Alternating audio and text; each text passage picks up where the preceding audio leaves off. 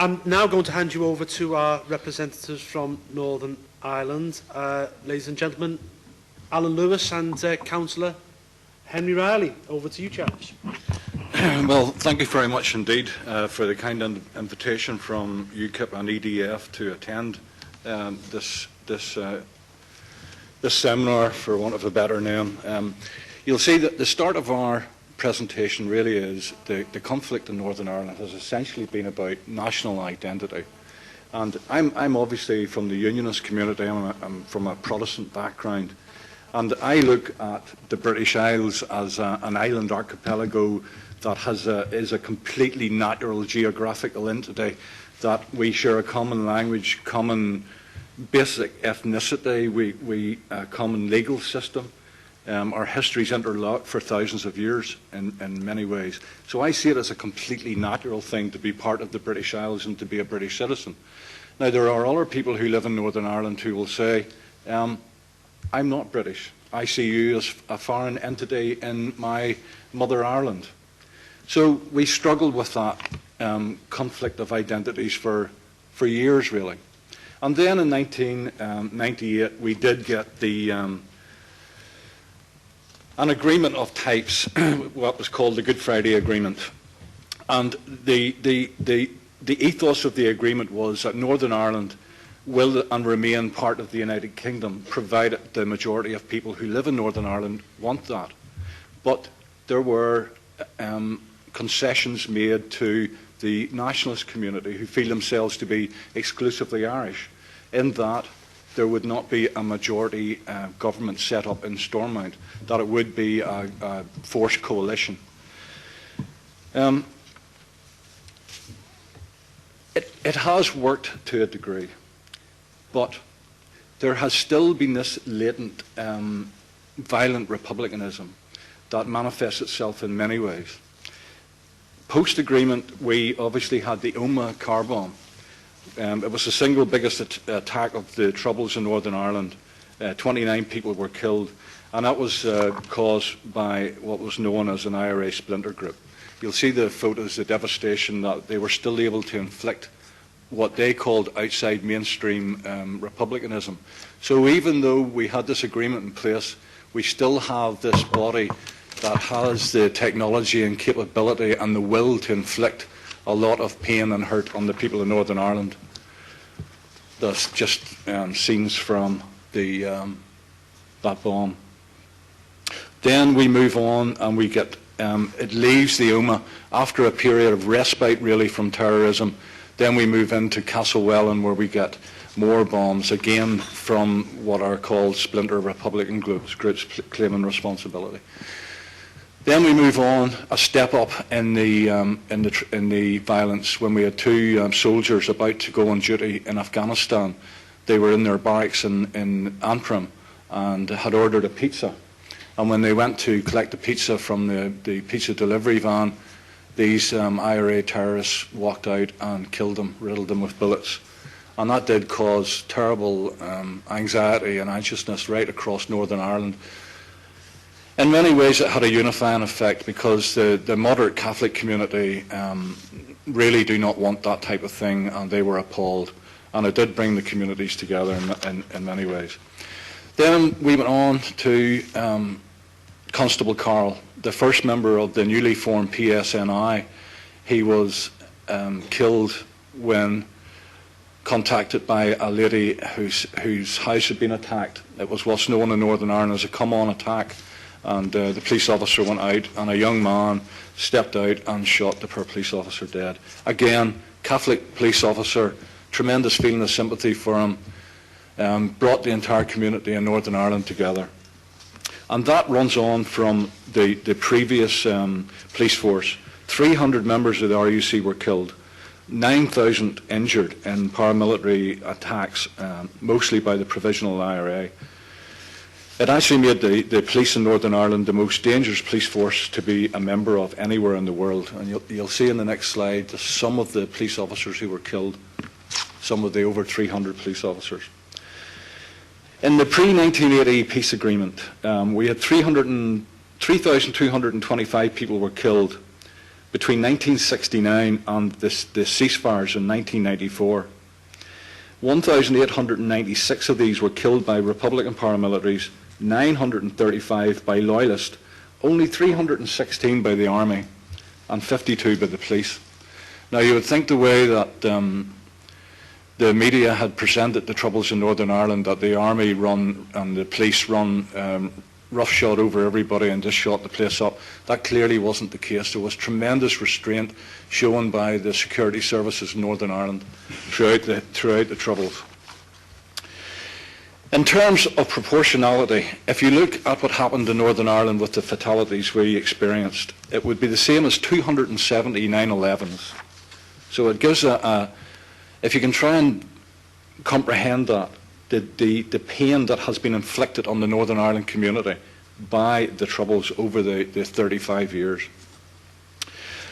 So when we take all that into account, we have to then try and say, how are we going to build this peace? We have a shared future document that says the vision for a future of Northern Ireland is for a peaceful, inclusive, prosperous, stable and fair society, firmly founded on the achievement of reconciliation, tolerance and mutual trust, and the protection and vindication of human rights for all. It is to be founded on partnership, equality and mutual respect as a basis of good relationships. And that's from the shared future document. And within this time of post-conflict, where we recognise that we still have a residual effect of trouble going on, we still have to build the peace. And in this, we can do that in a number of ways. But the main way must be to change the mindset of children. And the thesis of this discussion was the radicalisation of children. Now, within what we can call the moderate communities in Northern Ireland, we will have cultural identities. In my community, I say my community broadly, we will play football, have band music. You'll see marching bands, that tradition, the Orange Order, that tradition. Within the Catholic community, you'll have Irish cultural identity, Gaelic football, that type of thing. And most of those people will coexist very, very easily. But there is, within Sinn Féin, and I'm naming Sinn Féin because they are the people behind it, you will have a very, very radical radicalisation of children. And if anybody can see that, I don't know, you can't see, but it's pictures from the Cllr Centre in Crossmaglen, or in Mullabon in South Armagh. And you will see, this is a centre that was built with money supplied by the European Union under a peace heading. The centre is called the Cllr Centre. It's in South Armagh. It was built with EU peace money on the premise that it would attract tourists. Now, some people might say on the premise that it might attract terrorists, but the critical aspect of this is that while the bulk of people in Northern Ireland, the bulk of ordinary Protestants and ordinary Catholics want to move on, want to leave the violent past behind, we don't have to surrender our cultural identity, we don't have to surrender our nationality, whatever way we perceive it, but we have to leave the violence behind, the physical force tradition that Sinn Féin IRA have fostered and cultured for generations. And even though we have these people in our government now, as and the First Minister, Deputy First Minister, we have them as ministers controlling education, we still have this section of Sinn Féin that wants to do this type of thing. Now, one of the ways of actually stopping it is to try and get the EU to wise up. The way that Sinn Féin can get this money is they are very adept at making applications for funding. Probably the best anywhere in the British Isles in terms of communities. And this Cllr Centre has benefited from local and international public funding. The special EU programmes body, SEUPB, has confirmed that previous award of peace funding of £42,000 and a current award of £264,500 for this specific tourist-related activity. Now, We have done all our investigations. The only activity that we can see that occurs there is children being brought in, handed deactivated weapons that were apparently used to kill soldiers and police and to kneecap innocent Catholics and Protestants that they didn't like. So why is this being done? It's not been done in a historical context. We believe that it's been done to condition children for the next generation. If these people who believe in the physical force tradition of physical force against people they don't agree with, if they don't get their way, they'll have these young people conditioned and waiting in the wings to pick up the weapons again. So we believe it is critical that this is stopped.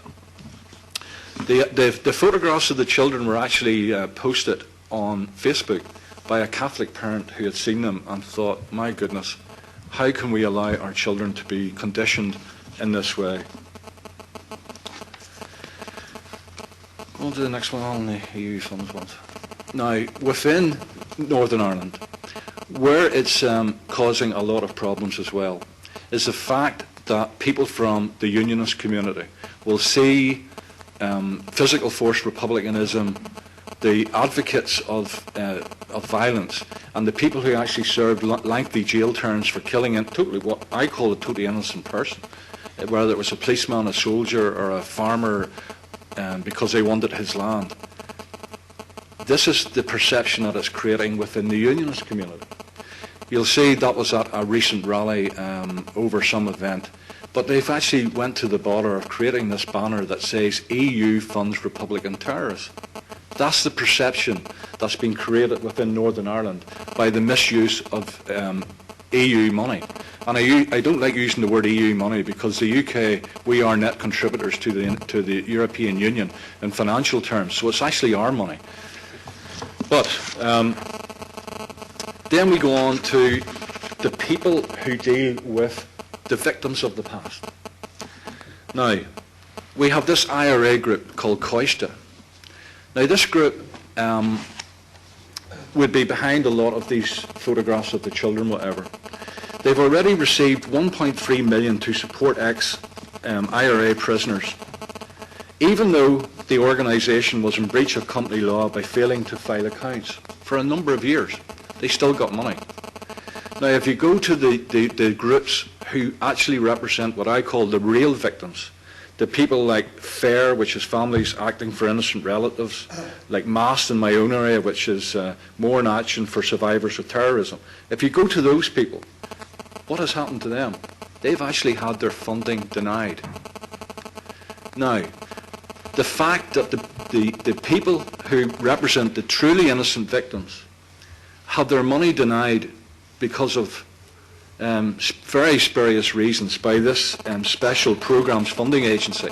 Again, that is creating more animosity. It's creating distrust between communities. So the best thing that the European Union can do is to pull out of all these types of issues. If the money that's flowing into Northern Ireland to try and heal wounds, if it can't be allocated fairly and it can't be allocated in a way that facilitates the true victims, then it's pointless. And all it will do is continue to open old wounds. The Cllr group, this Cllr group, which is the group that represents former IRA prisoners, not only did it get its previous funding, while all the other, the genuine victims groups have had their finance cut, they've just been allocated last week £5.25 million for peacekeeping projects. Now, some of these peacekeeping projects undoubtedly will be more children being brought into this Tycullion Centre in South Armagh. How do we bring this forward? How do we bring sense to the people involved? Now, anybody from Northern Ireland would have seen Spotlight last night, which is a regional BBC TV programme.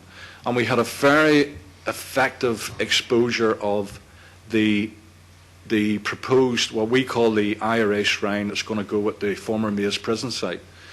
And with maybe one or two exceptions, there was nobody in favour of it. From the Catholic community, from the, especially from the Protestant community, and especially from the people who suffered bereavements through terrorism. There's practically no support, but yet £18 million of EU peace money is going in to build this peace centre that no one wants. Now, what will this peace centre involve? It will involve the cell being retained where Bobby Sands died. The old hospital wing of the prison where the hunger strikers were treated before they died. Now, the perception within unionism, within the Protestant community, and within moderate nationalism, the moderate Catholic community, is that this will undoubtedly become a shrine to the IRA. And in future years, who is going to be influenced by that shrine? It will be the young children who are trailed in by groups like this Coistia and radicalised for future generations.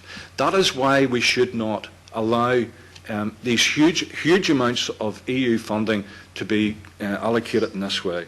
Now, unfortunately, the IRA shrine is actually been agreed by the First and First Minister's office. You will see the politicians in senior office really do seem to be quite out of touch with the ordinary people on the ground, because they say, no, it will not be a shrine, it's going to be a tourism mecca. People are going to go and want to see this. Maybe some people will want to, but I think most normal people won't want to see where men lay in naked and spread excrement on the walls of prison cells. I just can't see that being something that people will be interested in. But this was in the local main regional newspaper, the newsletter, this week. And it shows the true nature of the tours that will be conducted at the Mace prison, in that it was purely just a Republican propaganda unit. So you can see why we are very, very disappointed with the way that European Union money is being spent to propagate the radicalisation of children in Northern Ireland. And if you even look at the European framework decision on a victim, as a UKIP councillor, I don't like the European Union. I want national self-determination for the United Kingdom. But the European Union actually has a better definition of a victim of terrorism than my own country does. And in Northern Ireland, we have a belligerent Sinn Féin IRA that will not accept that the people who were killed by car bombs and by bombs, the people in Omagh, are the true victims. They believe that if somebody was going out to plant a bomb to kill somebody, and a soldier had seen that guy and shot him, well, they believe that that terrorist is a victim on exactly the same level as the victims who were killed in Omagh, or Enniskillen, or the two young soldiers we showed earlier. So, again, that's causing a lot of distress and animosity within the communities in Northern Ireland. So we need as a people really to try and get sense into the funding bodies. This young lady is Mary Travers, Anne Travers. Anne's daughter, Anne's sister, Mary Travers, was coming out of Mass. She was her father was a judge in Northern Ireland in the 1980s, Alan. And they were coming out of Mass. They were a Catholic family, well-respected Catholic family, lived in South Belfast. Coming out of Mass on a Sunday morning, IRA terrorists walked out, shot the father and shot the sister dead. Now, the lady that was involved in shooting Mary Travers, Mary McCardle was her name, she actually went on to become a SPAD, a special advisor in Stormont, on a salary of over £100,000 a year. Now that caused great distress within the Northern Ireland community, and especially within this lady's family.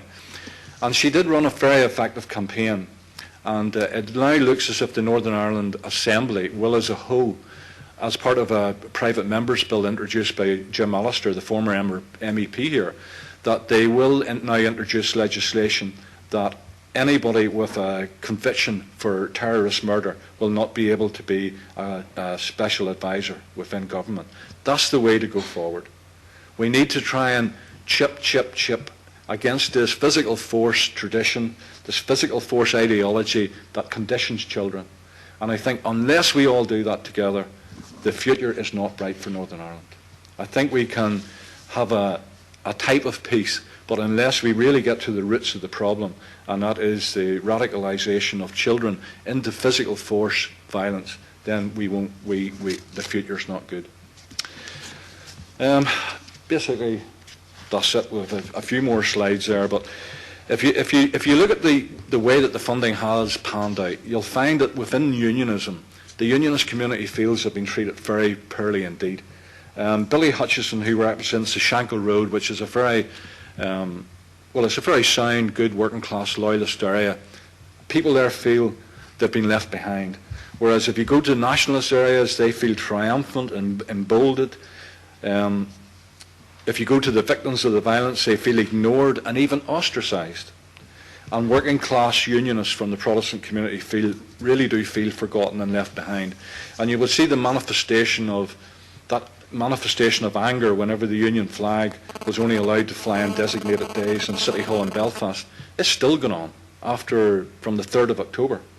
And I know Stuart Agnew was in Belfast that night giving a speech in Stormont, or participating in an agriculture debate. That was the night that whole series of riots and whatever started. And it's still ongoing. And in many ways, that has actually radicalised many young Protestant kids, people who would never have bothered, but they've seen the Union flag been taken where it flew 365 till only being allowed to fly on royal anniversaries and that type of thing. It was quite ironic that Sinn Féin voted to fly the flag on the Queen's birthday on City Hall. But that's my presentation. Again, I just have a sense of dread about this type of blatant radicalisation of children and what that holds for in the future, whenever the great bulk of people, both Protestant, Catholic, the people who really want to build a shared community, want to move forward, and the EU is actually damaging what we're doing. Thank you very much.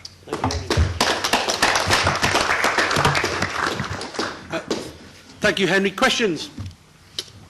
Roger. Thank you very much for that. I'm shocked. I had no idea that this kind of thing was going on. I was wondering if I could ask you to let me have a copy of your presentation, yes, on the basis of which I would produce a blog article, and I suspect that I and other colleagues might be interested in putting some questions based on your presentation to the European Commission. Thank you very much. That's one of the main reasons we wanted to come. Any other questions? Yes, sir. Hello, my name is Philip Molnar and I'm from Czech Republic, so I'm obviously not an expert on Northern Ireland issue.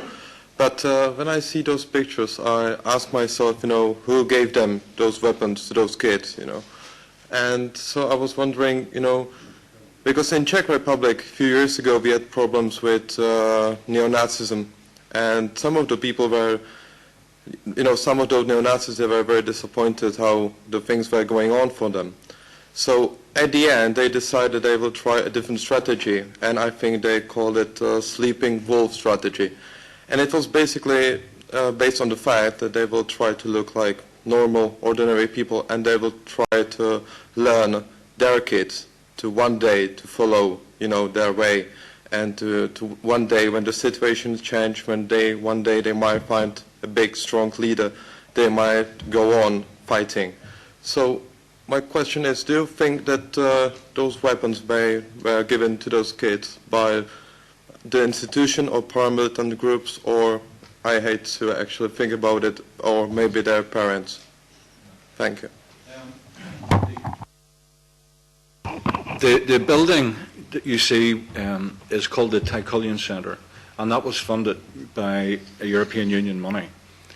The children in it are brought in as part of a youth group, apparently, and the weapons that they are handed are deactivated weapons, similar to the ones that were used in the violence in Northern Ireland to shoot police and soldiers and that type of thing.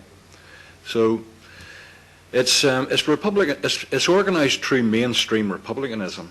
Whenever there was another peace programme announced, and whenever it was announced by the Special Programmes Body, which is an EU agency, it was held in that building. And myself, as a councillor for that area, actually said, look, this is unacceptable, because there's going to be people hopefully applying for that funding who may have lost loved ones. And yet you expect, the European Union expects those people to go into that building for the launch of this project. And my views were ignored, because it does seem that the European Union does actually actively take the side of the Republican movement in Northern Ireland. If you look at the way grants are allocated, if you look at the innocent victims groups and how their funding has been denied completely or cut back to virtually nothing, and then you see this Coister group, as Diane said, one of the primary groups for getting funding, it's actually frightening that something can be so corrupt and rotten. Any more questions? Probably the last one now before we finish up for the day. No? Okay, well, I'd like to thank you all for coming here today. I think we've had some excellent presentations from two great speakers. I just hope that what you're left with is a bit of food for thought. Obviously, with talking about the issue of radicalisation within the Muslim community, specifically in the UK, and some of the lessons that we've learned here today, I think have been quite enlightening.